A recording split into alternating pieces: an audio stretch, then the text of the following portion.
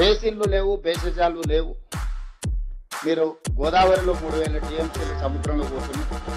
మీరు తీసుకెళ్ళండి కృష్ణా బేసినే కాదు, గోదావరి బేసిన్ నుంచి కృష్ణా బేసిన్, కృష్ణా బేసిన్ నుంచి పెన్నా బేసిన్ వరకు, గ్రేటర్ రాయలసీమ అంటే ప్రకాశం, నెల్లూరు వరకు కూడా మీరు నీళ్లు తీసుకెళ్ళండి. ఎవరేమనుకున్నా, ఎవరికి కడుపు నొప్పి అయినా పర్వాలేదు, రాయలసీమ నేను రతనాల సీమ చేస్తానని వారు స్వయంగా ప్రకటించి, వారే జగన్మోహన్ రెడ్డి గారిని ఇక్కడికి పిలిచి ఆశీర్వదించి, వారికి సూచనలు సలహాలు ఇచ్చి, జీవోలు ఇచ్చి, టెండర్లు చేసి అన్ని రకాలుగా వారికి సహకరించింది. సార్, వారిద్దరి అనుబంధం ఎలాంటిది అయినా అది తెలంగాణకు తీరని నష్టం. వారిద్దరి మధ్యలో ఆప్యాయత ఉండడాన్ని, అనుబంధం పెంచుకుంటే మాకేం అభ్యంతరం లేదు.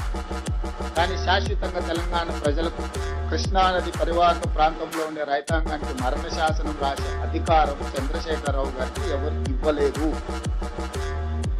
ప్రజల యొక్క హక్కులను కాపాడడానికి మాత్రం ప్రజలు అధికారం ఇచ్చారు.